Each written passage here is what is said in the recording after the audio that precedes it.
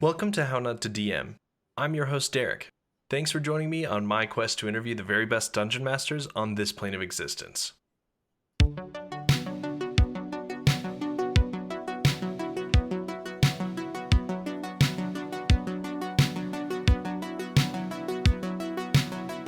Before we get started, I need to shout out my newest patron, Fernando from Abyssal Brews.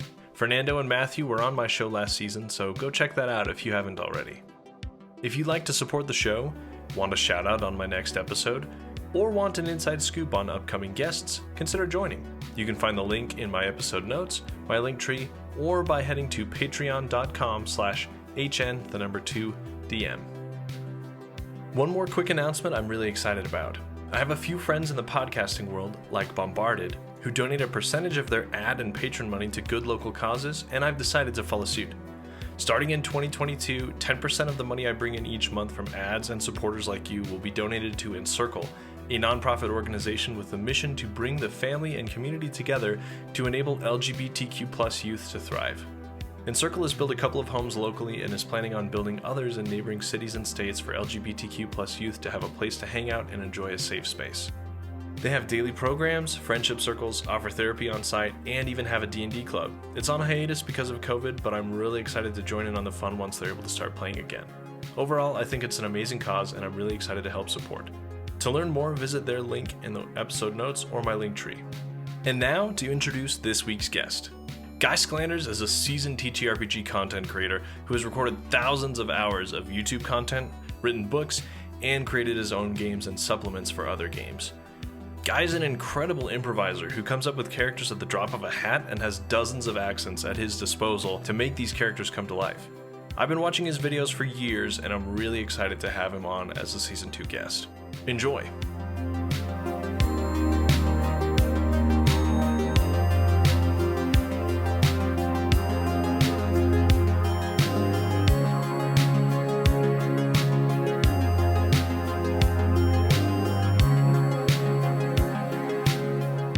I grew up in South Africa, which when I was growing up was under sanction from the rest of the world because of the apartheid government that was in power. So when it came to role-playing, it was definitely something that was discovered because a friend of a friend of a friend kind of found a copy while they were outside of the country and then kind of brought it in. And that's exactly what happened with me. My best friend in school, this was how long ago it was, they were a Dutch family and they had relatives in Holland, and they discovered D&D and then said, hey, cousins, you guys should play with this. So I got invited to join them, and this was Dungeons and Dragons Advanced, sort of AD&D as it was called.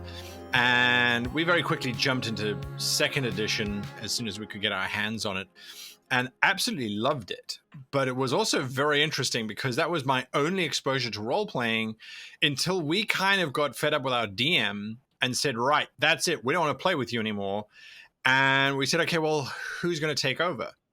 And I went, well, I hate Thaco or Thaco, however you want to pronounce it. I hated that because maths was never a strong point. So I was like, I'll DM. That way I can just lie and say the monster gets hit or the monster misses or whatever. And I don't have to do all the math. So I'll take over. So that's kind of how I got into it. Yeah. Yeah. So as far as your first game, do you remember what your first game was that you ran? How it went? What kind of game you ran? It would have been something that did not last for very long. And it would have been something that was overly ambitious. I remember my first character, and I think this for me was very insightful as a DM, because as a DM you're running lots of adventures and you're doing all of that kind of stuff, but the players have only got one character, so that character has a lot of meaning to them. So my very first character, his name was Bellenran. He was a specialist wizard in evocation, and he had the kit of militant mage. So this is all second edition terminology. Kits were like advanced classes, and evokers couldn't cast spells from certain schools of magic. They could only cast sort of fire magic and that kind of stuff. And I played him from level 1 to 5. And this was with the DM that we decided we didn't want to play with anymore, because what happened was the whole party, we had flushed some kobolds out of a sewer system under the town. And we decided that the kobold's lair that we had now emptied would make a great lair for ourselves. And so we started to dedicate our adventuring sessions to finding rare wooden doors so we could have these cool doors for our sewer lair, and to finding tables and matching chairs. I don't know what got into us, but we're players, right? We're going to follow whatever we follow. And the DM used to get frustrated because he'd try and give us adventures outside of the city. And we're like, yeah, but we're still saving up to get the banister for the stairs down into the sewer. We can't leave just yet. We've got a lead on someone who's got something. Anyway, so he then flushed the sewer with a big flood and locked it down and kind of got rid of all of our dreams and ambitions. We're like, well, that was kind of why we were playing. We don't want to go back to the normal hack and slash stuff. So, but it was a valuable lesson. Two valuable lessons, really, is that the players are going to remember their characters, but what happened to their characters. So you got to make sure that it is something that is memorable, and that stuff does happen to the characters. Anyway, I digress. Sorry. Dungeons and Dragons, letting people decorate their houses since 1974. Yeah. Absolutely. Yeah. The next question, and this is funny to me, when I created what was originally supposed to be a blog that turned into this podcast, I had watched your videos before and was well aware of your channel. I don't think I used it as influence into creating my name, How Not to DM. But when I realized the irony, I knew I had to have you on, just because I feel like we're two opposites here, juxtaposed against each other in a cosmic battle for the soul of the GM. But I want to know, Guy, what are some of the worst mistakes you have made in the times you've been running games? And then what are some of the lessons that you've learned on how to run games for people through these mistakes? I hope you got a long podcast, because I have made a lot of mistakes. You know, that for me, making a mistake is never a bad thing. Mm-hmm. Stopping role playing because you make a mistake is the bad thing. Mm. And I look at it, and the biggest mistake that I remember making, because I had players get so frustrated over it, and I wasn't aware that I was even doing it, was that I started to have all of my NPCs having private agendas, which they would try and manipulate the players into fulfilling for themselves. And what happened was the players stopped trusting NPCs, because they knew, yes, the NPC would help them, but there was always a hook. There was always something that was going to sort of bite them. And so they stopped engaging with my NPCs. And that very much frustrated me, because I went, well, why aren't you engaging with my NPCs? They've got all these kind of cool plots and things attached to them and that sort of stuff. And they said, well, because they know they're going to get backstabbed or they're going to get used or abused. So that was the very first one that I kind of took from my early sessions. And the second one was my approach became very much an antagonistic approach to GMing. I became the bad guys, and I got to a point where I was so tired of the players defeating my bad guys all the time that I just wanted them to win occasionally. I wanted them to succeed, and I wanted the players to fail, just to kind of knock them down a peg or two, because they were constantly defeating me week after week after week. So then I suddenly started to have my villains have amazingly cunning ways of escaping out of the final battle, or some weird and wonderful magical item that got them out of the situation. And again, my players got frustrated, because they went, well, there's no point in fighting them, because you're just going to have them have this ability to get out of it. And I went, well, that's true too. And I had to realize, I had to learn that this is not the right position as a GM. It is not you versus the players. It is you and the players working together, and the monsters are there. You are simply there to represent the monsters and to role play the monsters, but as an impartial entity. And so now I kind of cheer my players on when they roll well, when they come up with good ideas and things. And then the latest mistake, I guess, which I discovered last year, having released 600 videos on the subject, is that The idea that you as the GM have to come up with the plot and the adventure is completely wrong. And you should never be coming up with a plot or an adventure as a GM. You should be looking at the NPCs and at the world space that you are in and looking at the plans of the people that live there and seeing how those plans oppose the plans of the players, or how the players' plans oppose their plans, and kind of driving it from that. So instead of working out the conclusion to your adventure, you kind of work towards the conclusion. Anyway, I mean, that's why I have a whole channel. I can talk for hours and hours and hours on that subject. But yeah, I think those are the three major ones. NPCs have to sometimes just be nice people and just help. NPCs also are not there to win. NPCs are there as part of the story. And then as a GM, you don't need to come up with all the adventures or the stories. You can run with it and see where it goes. Yes. So on the flip side, what are some of your favorite memories of role-playing in your games that have stuck with you since the time it happened? And it could be any game, system agnostic, but what are some of the favorite memories that have happened, the pure magic of role-playing around the table? Wow. I'll give you two. One is a really good one and one is a really sad one. So I'll give you the sad one first. I had been running quite a long campaign, and one of the player characters revealed some very sensitive, world-shattering information to an NPC couple. Now, the NPC couple had worked with the party for most of the campaign. They were on board an airship, and this particular couple were the engineers who ran the airship on behalf of the PCs. So they'd had a long-running relationship and that sort of thing.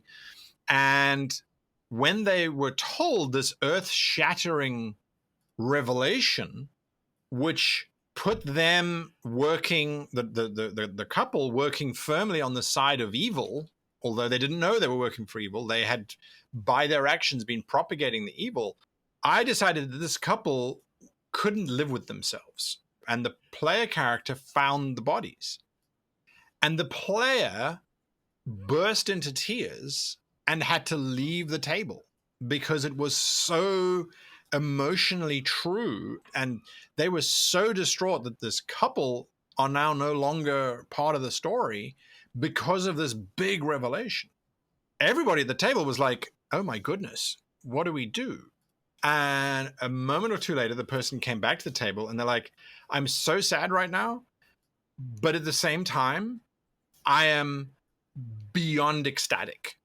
And we're like, hang on a moment. How can you be on the one hand in tears and on the other hand so ecstatic? And they're like, I am so sad because I really love these people. But at the same time, this is one of the greatest twists in a story I've ever had because I didn't see it coming and I didn't expect the emotions, and yet it happened. And it feels so right, but it's so wrong. And I went, aha, well, then that's my job done. I've got you to invest in these NPCs. And I know it sounds like a hard experience to kind of rate as one of my top experiences, but to get a player to a point where they're so engrossed and they're so entrenched in my NPCs, that for me was a major highlight. Another one, which is a happier one, I had a different group of players who had taken an enemy NPC prisoner. And they didn't really know what to do with this prisoner because the prisoner was kind of a Hannibal Lecter type where they were truly evil, or at least they seemed evil on the surface, but they had a lot of good answers. So they kept him around, and slowly throughout the months of playing, the one PC started to fall in love with this NPC. And it got to a point where the PC decided to let this NPC go and said, right, I'm going to set you free. The rest of the party doesn't want to do it, but I can't see you being caged like this. And they opened the door and the NPC went, well, I'm not leaving. You're here, so I'm going to be here. Anyway, what happened was the relationship just continued to get stronger and stronger and stronger. And the rest of the party came in. And what I really liked was that the players, they knew that this was happening. The players, but their characters reacted with anger and there was debate, and there was like, well, maybe now you're a traitor, so both of you should be imprisoned, or what do we do? And they really role played it through. I guess my favorite moments are these emotionally true connections to imaginary stories. Yeah. And you're going, well, that is the epitome of it. That is making something that is completely unreal real. And that's just brilliant. This is why it's one of my favorite questions to follow up the mistakes, because I love hearing stuff like this. That second story is Stockholm Syndrome to its finest. Yeah, that's really impressive that you pulled that off. Yeah, it was an interesting one. All right, you've been known to talk about and play dozens and dozens of different tabletop role-playing games. So what is your very favorite? And if you can't pick a favorite, what's your top 3 or so games to play, to run? Wow, that's an interesting one. Yes, I love role-playing different systems. I would say my favorite system to run, and this is more out of memory than actually running it, because I haven't run one in this system in a long, long time, would be Pathfinder First Edition, which is really D&D 3.75. Mm-hmm. Because D&D 3.5 was my favorite iteration of Dungeons and Dragons. 3.75 or Pathfinder was just the cherry on the top. It was really, really great. So, and to this day, I still make people make willpower saving throws and reflex saving throws. And people are going, what? Oh, you mean a wisdom saving throw and a dexterity saving throw? Oh, yeah. So definitely Pathfinder, without a doubt. I just love that space. I love that system. And it's my top 3, but this one is a bonus one because it sits in that first space, is D20 Modern. And D20 Modern is effectively Pathfinder taken back to Dungeons and Dragons and then turned into a modern day setting or a sci-fi setting, which is what they did with an expansion book. That was, to me, the perfect D20 system. Everything just worked. Everything made sense. The classes were interesting. The way they dealt with stuff was very dynamic. So definitely, without a doubt, it's still on my bookshelf. That's my favorite system. Second one has to be, and this is more a legacy thing than anything else, is the West End game Star Wars D6 system. Came out in the 80s, was re-released recently, actually, but you were just rolling 6-sided die. That's it. And it got great. It was a simple system. I thought at lower level. At higher level, you might be rolling 17 or 20 6-sided dice, and you have to add them.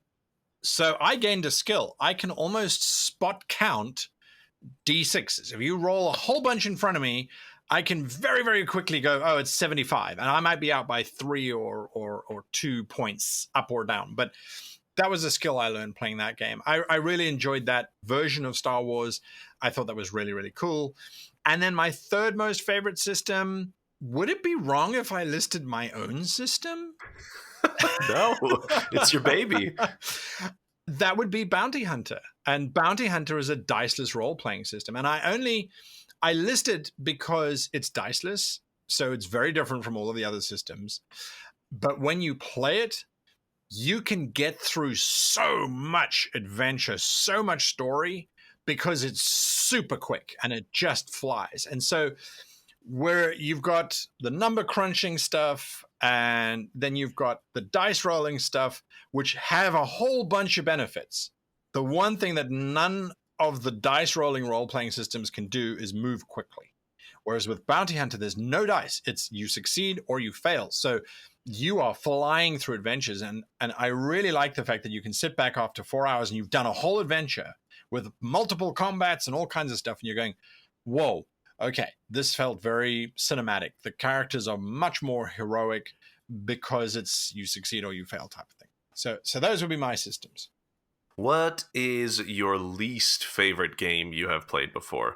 I would have to say the worst system that I have ever played, I would have to say it's Dungeons and Dragons 4th edition. And I know a lot of people will say that, but I think it came out too soon. I think if Dungeons and Dragons 4 had come out 10 years later, I think it would have received very differently. I also feel that if they had released it as a card-based RPG rather than a book-based RPG, it would have succeeded. I like the ideas that they were trying in there. I still, to this day, use their one idea, which I thought was brilliant, which is the minion system, where you have monsters that have got one hit point, and they're there for dramatic purposes. Yep, I use them as well. Yeah, but you kind of go, wait, so you have a whole role-playing system for one mechanic, and you go, yes, I do. But I would say 4th edition, just because it really felt like they were just trying to create an MMO, which I think they were doing. I think they were trying to do that. And we've seen Wizards of the Coast even this year trying to tap into existing properties that they think are going to enhance sales. A lot of their settings. Yeah, a lot of them have been Magic the Gathering settings and vice versa. Correct. Who have been the greatest influences on your style of running games? These could be very personal, or they could be very famous, or a mix of both. I think the biggest influence on how I run my games has got to be, without any reservation, Heman and the Masters of the Universe. I grew up as a GM before the internet, so I don't think I had ever watched anybody else roleplay before. And even when I was finally able to attend conventions, there was only one convention a year in South Africa. So you got 3 days and you were playing, really, you weren't really watching other people play. So He-Man and the Master Universe, this is the 1983-84 animation by Filmation, not the latest Revelations version, was hugely influential because you had a recurring villain. Yeah. But you also had the idea that there are these little adventures that kind of unfold, but they always unfolded in exactly the same way. And that structure really helped me. It was like you got introduced to the thing, you got introduced to how the bad guy is going to use the thing or try and get the thing, and then the heroes go through a process and they defeat them. But also, it was this notion that your villains, and this is, I think, is more of an 80s childhood than anything else, your villains were evil, and they did evil things because they wanted power. And there was no complexity to them. There was no backstory of anything. Skeletor did not have the backstory of being Prince Keldor and being denied the throne. And there was none of that kind of stuff. It was, no, he's evil because he's evil and he does evil stuff. I mean, Ghostbusters of the same period, their bad guy was just called Primeval. They didn't even bother. They're like, well, he's just evil, so we're just going to call him Primeval. Okay, cool. He's Primeval, right? So definitely, I think 80s cartoons, big influence, episodic ideas of running these adventures, and then having larger-than-life villains, I guess.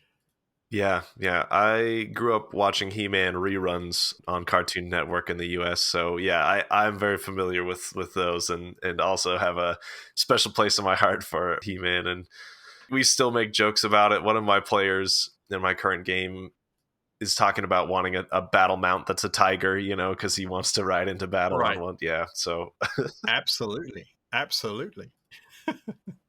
Leading up to your introduction to tabletop role-playing games, what do you feel about your life experiences had kind of led you to gravitate towards that as a way to entertain yourself, and then ultimately as a way to, have a livelihood? When I was growing up, my grandmother was very influential in my life for a whole bunch of reasons. But I will never forget, it's one of my personal oldest memories. I was about 5 years old, and I was staying with my grandparents at the time, and they lived in a beautiful house surrounded by a forest of blue gum trees. Now, blue gum trees actually come from Australia, but if you've ever been in a forest of blue gums, the forest floor is covered in leaves with a few little growth bushes here and there, but it's not a very dense undergrowth. And the trees themselves, their bark is very dusty. So it's quite an atmospherically filled but fairly open forest. And one afternoon I was playing and my grandmother came to me and she said, "Do you want to see the fairies?" And I went, "Yeah, of course I want to see, fairies. Where are these fairies?" type of thing. She took me on a little walk into the forest, and it was late I think it must have been an autumn or a fall afternoon. And there was this golden light streaming in through this very dusty forest. There lots of these shafts of light. It was really, really like going into a Disney, fantasy film.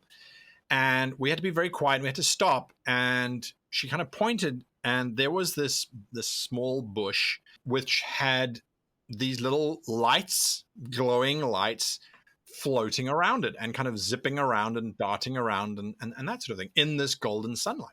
We had to be very quiet because if the fairies heard us, of course, they would run away. And we just watched them for about 5 or so minutes. And then my grandmother said, all right, that's enough. We mustn't intrude too much. We must go back. So then we left them. Of course, later on, I learned, that was gnats. It was literally bugs floating around a bush, but it was the sunlight that made it look magical. But it was that transportation away from everything into this magical world that kind of set me on the path. And before I could write, before I'd learned how to read and write, I would sit down, I would draw an image, usually of Skeletor trying to defeat Heman or something along those lines, because I always rooted for the bad guys. I would just then make scratches on the page and show my mother and say, did I write anything? And she would very kindly kind of look at this hen scratch, because that's really all it was. And she'd go, well, you tell me what the story is, rather than me reading the story.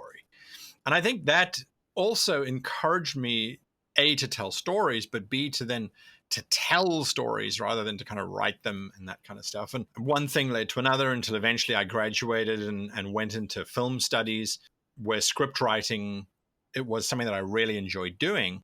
Script writing gave me a whole lot of tools to run my games better. And as my games got better, so that whole side of things started to develop and stuff. And then I had the worst year of my life, which got me to a point where I was so low that I went, you know what? I'm just going to follow what I am absolutely passionate about, which is role-playing.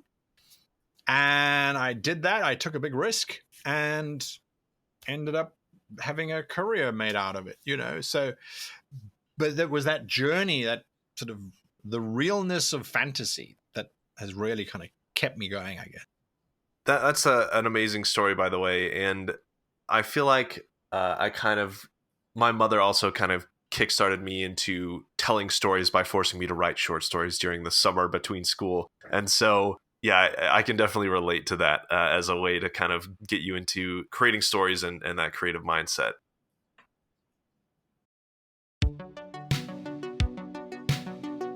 This episode of How Not to DM is brought to you by Gemmed Firefly. Need a fresh new look for the new year? Head on over to gemmedfirefly.com for the newest tees, mugs, and home goods styled with D&D gamer humor and aesthetics. As always, Gemmed Firefly makes every shirt to order, bringing you all of the softest and most comfortable shirts that thousands have come to love. And now, listeners of the show get a discount when you use the code DRAGON at checkout. Find your new favorite shirt at gemmedfirefly.com. Next, check out the latest from Minstrel's Tale. Hail, fellow adventurers, and greetings from the frozen lands of Icewind Dale. Join the DM and players of Minstrel's Tale as they grapple with not only the frigid wastes of this inhospitable land, but the chilly hearts of the people who inhabit it. Tune in every Saturday at 6 p.m. Pacific Time at twitch.tv/Minstrel's Tale. And an awesome publication from Applewhite Games. Explore a city of criminals, find the lost scholar, and discover the forgotten world hidden at the center of Aragarth. Journey to the Center of Aragarth is a D&D 5e campaign for high-level parties looking to test their abilities, live on Kickstarter February until the 28th. So, level up your characters, and don't miss your chance to join the adventure. And finally, a Kickstarter from Icarus Games. Make learning 5th edition easier than ever with the class cheat sheets from Icarus Games now on Kickstarter. Keep track of all of your class abilities with simple language, easy-to-reference icons, and page references for the full rules. And never forget your options in combat thanks to a handy quick reference guide for actions in combat. Kickstarter is live until March 2nd. Sign up at icarus-games.co.uk/Kickstarter. As always, links to all of this great content from all of these creators is available in my episode notes. And now, let's return to the show, starting up with a brand new minigame for Season 2.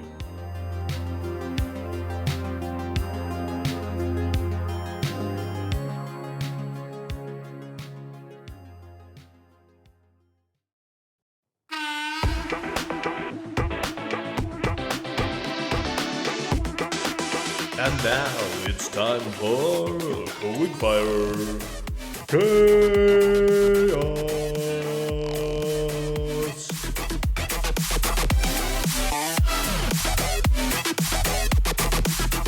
Welcome to Quickfire Chaos. This week, Guy and I are going to use some random D100 tables to create an NPC fetch quest, and then roleplay the situation to show off Guy's improv skills.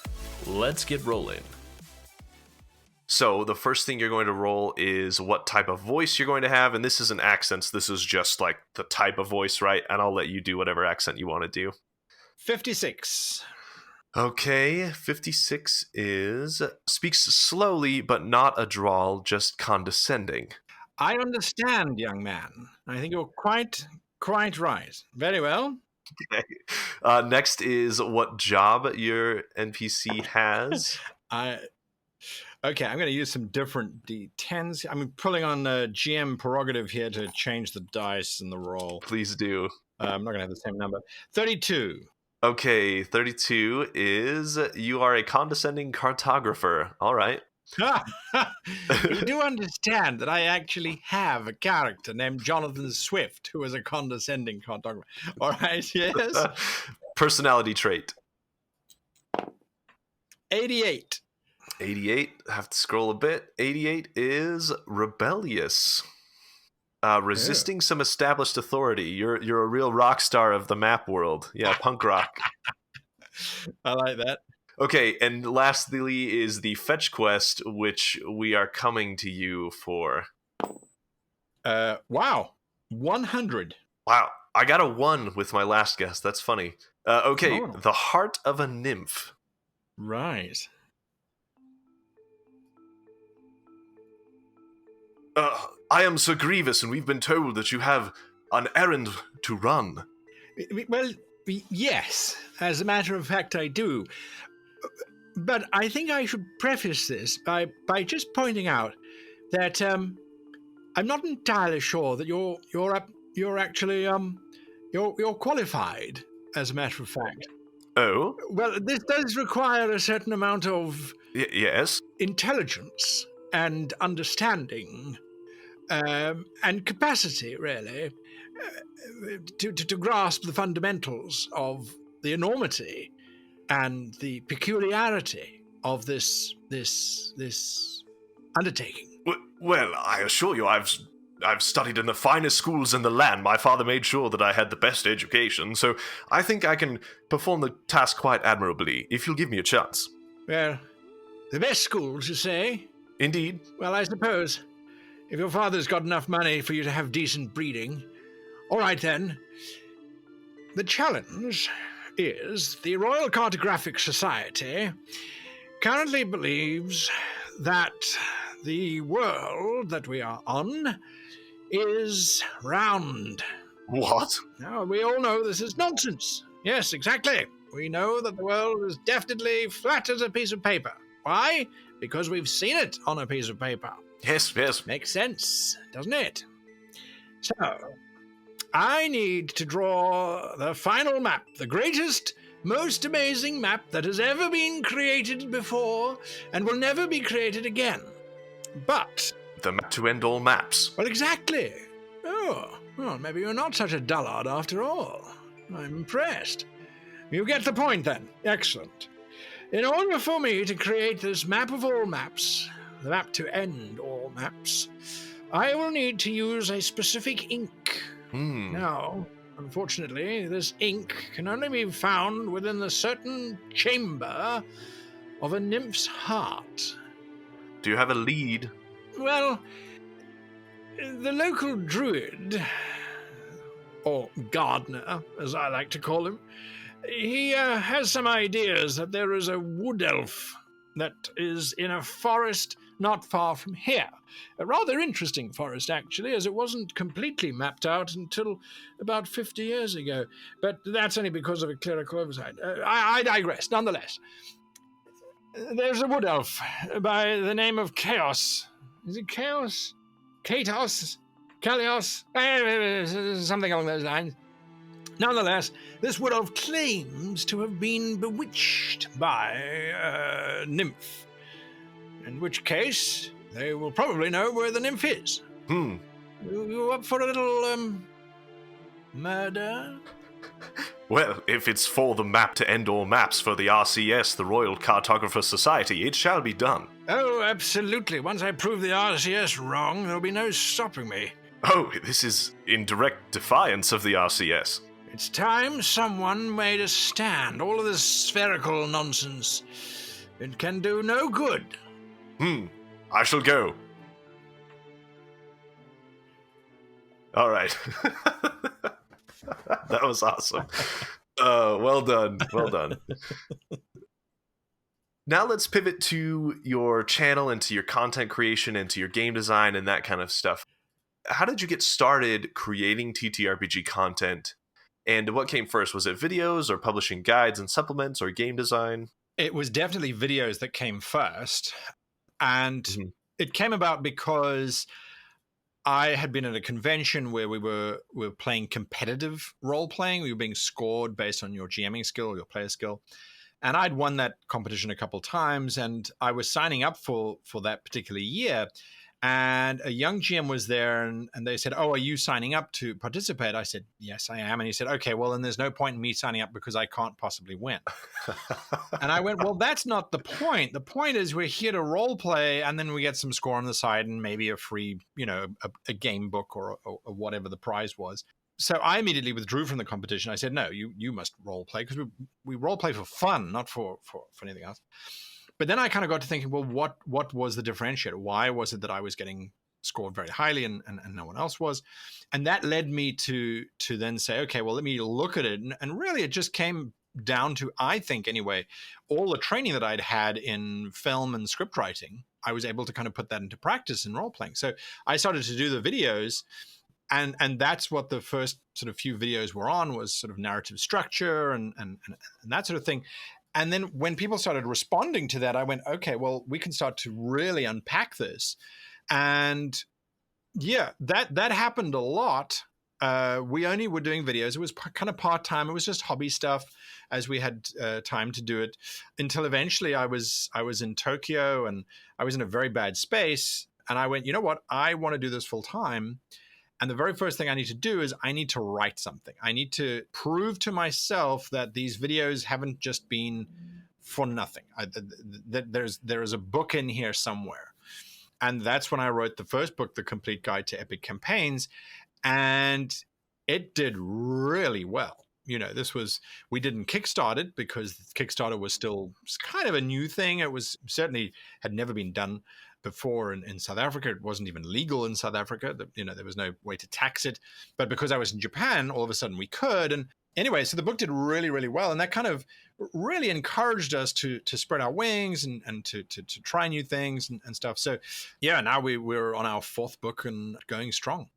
What have been some of the most fun opportunities that have come from deciding to start creating content? Has it been convention attendance or panels, or what is the kind of the most fun that you have with this hobby? Going to conventions is, yes, a major boon, or it was until 2020. Right. It was a major joy to do that. But the biggest reward I get is from setting up groups. So it might be a Discord group or a WhatsApp group or some kind of social media group, and it's thrashing ideas out with people. So all of my books, I have always included a bunch of alpha readers who come in, they read the book or they look at the ideas, and then they play around with them. And it has been amazing to meet people that you go, well, what do you do during the day? Oh, during the day, I'm an astrophysicist, or, I'm a heart surgeon, or this or that. But at night, I do stuff. And Nautical Campaigns, the Completed Guide to Nautical Campaigns, which I wrote when I was in the States for a while, I had a bunch of playtesters who would come around every weekend and they'd be like, okay, what are the rules today? How have we changed? What have we tweaked? And it's that kind of collaboration, which again is really just role playing, but now we're role playing with a different kind of outcome. That is just phenomenal. That, and then getting, reviews from people saying, I read your book and it has helped make my game more enjoyable. And you go, well, then that's it. The most rewarding. Yeah. In your videos, you often create random NPCs and scenarios, and it seems like it's on the fly. Number one, is that scripted or not? And then number two, what's your secret of improving your accents, your personas, and really embodying the characters that you play? Never scripted. And if you watch my videos, I suspected. Yeah, you'll see that they're not scripted. My next few videos that are coming out, there's a new word of the day. It's called nerning. If you nern something, that is because it's not scripted. And my brain wanted to say learn, but my word came out nern, and nern is a new form of learning. Learning is when you are just absorbing information. Nerning is when you are drawing nourishment and you are absorbing the information, so it becomes part of you. You are nerning it rather than learning it, right? So no, I never script anything. And the way I generate an NPC in my head is very quickly I try and see the person. I try and see the NPC. I get a visual image in my head, and that automatically puts me in the posture that they're sitting in. It prescribes to me a potential voice that they might use. And the moment I've got that image, I then attach a goal to them. I give them a goal. And if they've got that goal, then it's gold. And then I can talk as that NPC for days because everything is going to hinge around that goal. If you can give me just two more pieces of information, their occupation and their attitude, that's it. It's actually a system I talk about called OGAS, which is occupation, goal, attitude, and stake. How much are they willing to invest in those other three elements? And then you can go. So like this arrogant cartographer who's rebellious. I had unwittingly given you all of your points. Yeah, that's funny. You gave me all that stuff. But this is also what I've been realizing is that we all know these things, how to tell stories, how to create good characters. We all know these things because we're exposed to them through television and Netflix and YouTube and all that kind of stuff. Sometimes it's just about articulating the bigger concept to be able to then learn it, to lock it in and go, oh yeah, I am doing it subconsciously. Now I know the actual thing. Now I can do it even more. And so that really unlocks things and then off you can go. Your second part, or the second part of your question, the accents and things, there are one or two techniques that you can do to improve your accent. I always look at the shape of a person's mouth for their accent. I will never forget Emma Thompson, the actress. She had to do an American accent, and she said all she did was pretend that she was chewing gum. And, she said it's just a very chewy kind of, you're just chewing gum all the time. I think that's a very specific type of American accent. But yeah, you look at the shape of people's mouths, that helps you. And even if you just change the shape of your mouth, you're not doing an accent, but suddenly your voice changes. So if you just don't move your teeth, you automatically start sounding slightly different. If you lock your teeth together, or if you stick your bottom jaw out and then suddenly you have a different sound. But the accents, it's just watching as many films that have got different languages in them, with the risk that you realize that when you are then doing a German accent, you're not doing an actual German accent, you're doing an American actor doing a German accent. Right. But that's okay, because you're not actually, I don't think anyway, ever trying to go, well, this elf is a German. No, you're saying this elf happens to sound like this because this is how they speak, and that is it, and so be it.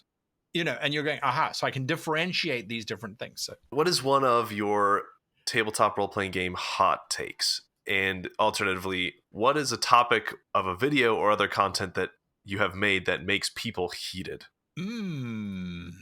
How to play female characters. Okay. Yeah, that got me banned from the Role-Playing Association of New Zealand, that topic. I was officially banned when that video came out. But then the LGBTQ community of New Zealand officially welcomed me and said that I was welcome to play at their role-playing table any day. Yeah. So that's pretty galvanizing to have a little island on the other side of the planet kind of ban you and welcome you at the same time. It's like, okay, I don't know what's going on here. and it is a hot topic in terms of it's role playing. So the whole idea of role playing as a different gender, if you want to do it properly, you have to ask questions. You have to ask the question, what makes men and women and everything in between, what makes us all different? And then how do I show that? And then you fall into the trap of everyone saying, well, we're not different. And you're going, but physically we are. And so that may have impact on how, so it's a really, really contentious issue. And I think that when you look at the galvanization, you go, yes, people are really aware of this topic, but it does boil down to what makes you comfortable and what makes everybody else at your table comfortable. Mm-hmm. And really that's also another topic that often causes issues as well, is acceptance at your table. Accept people for who they are, don't judge them, that kind of stuff. Some people are going, no, I only want to play with people at my table that I have judged, and I have judged them to be okay to play at my table. That's absolutely fine, as long as everyone knows that that's the situation and there's not, any kind of malicious intent or subversion going. Anyway, I mean, and I look at that and I go, all of this stuff it's wonderful stuff to discuss. It's wonderful stuff to understand how it impacts our hobby. But again, it shows you that our hobby is so complex that we're dealing with the imaginary, but at the same time, people take it very personally because they are the ones that are in this fantasy space. I love it. Yeah, it is very complex. You're right. All right, to wrap things up here, if you could kind of distill all of your guidance, all of your wisdom into a few words to people who are running games, what would your advice be to them? It is a collaborative storytelling game that utilizes mechanics. And when the one outbalances the other, it's an imbalanced game. But the key component is that everybody at the table, the GM, the DM, the director, the storyteller, whatever you want to call yourself, and the people responsible for PCs, everybody at the table is a player. The GM is not there to provide entertainment or escapism for the players. The GM and the players are there together to create an experience. And the moment that you start to see the GM as someone who is responsible for creating fun, for creating a diversion, or for anything along those lines, you've turned your GM from being a friend or from being a fellow player into a form of entertainment. Unless it's their job and you're paying them, in which case, then yes, that is exactly what they should be doing. But if they're your buddies, you're all sitting around the table, you're all responsible for this thing equally. No one is more responsible than the other. I love that. To wrap things up, what projects are you working on right now, Guy? And what do you want to plug here? Well, at the moment, we are in the final stretch of our Kickstarter, which was for the new book, The Practical Guide to Becoming a Great GM.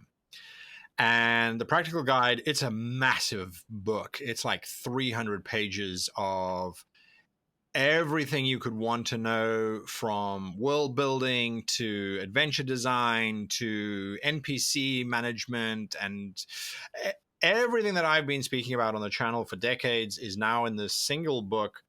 Currently, it is, like I said, still in development, but you can still join the Kickstarter as a late pledge or the backer kit to add the product if you want to do that. And for more information on that, you can head on over to our website, which is www.greatgamemaster.com. I think it's a very exciting project because it's the book, The Practical Guide, but we are also rewriting our bestseller book, The Complete Guide to Creating Epic Campaigns, and that gets added on to this first one. It's an add-on you can add in the basket. And that book, people read that book and they go, this has changed my approach to designing campaigns for the better. It's almost invariably always for the better, and is useful stuff. It's not just highbrow kind of stuff. It's packed full of, okay, do this exercise, internalize, learn the process, take it on board, and now take the next step. So it's really as practical as possible. Excellent. Well, thank you so much, Guy, for joining me today. Like I said, I've been watching your videos for years and have loved all of the stuff I've watched. I have not watched all of them, admittedly, because there are so many and you've been so prolific in your creation. But I'm sure you've influenced hundreds of thousands, if not millions of people in their running games. So thank you so much for being willing to join me and to chat a little bit about your background and give your best advice to us. My absolute pleasure. Thank you.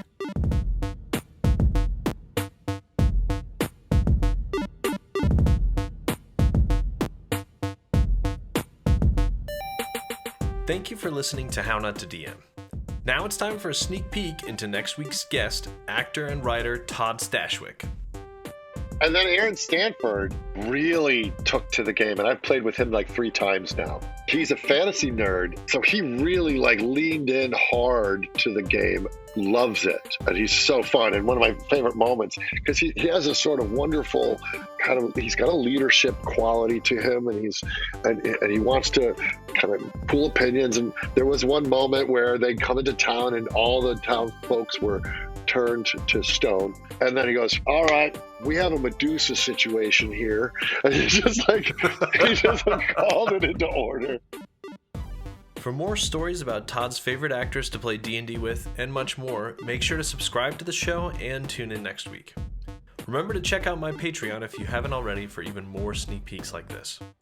Spotify has just added the rating feature for podcasts, so make sure to give How Not to DM 5 stars. Same goes for Apple Podcast users. Reviews help me find new ears. Another great way for me to find new ears is by you sharing this show with your fellow great GM fans or anyone else in your life who loves tabletop gaming like you do. My new intro and outro music is by Danijel Zambo. The Quickfire Chaos music is by Exacat, and the Quickfire Chaos mood music is by Arcane Anthems. Check out the episode notes for more information about their great work. And finally, as always, until next time, roll some nat 20s for me.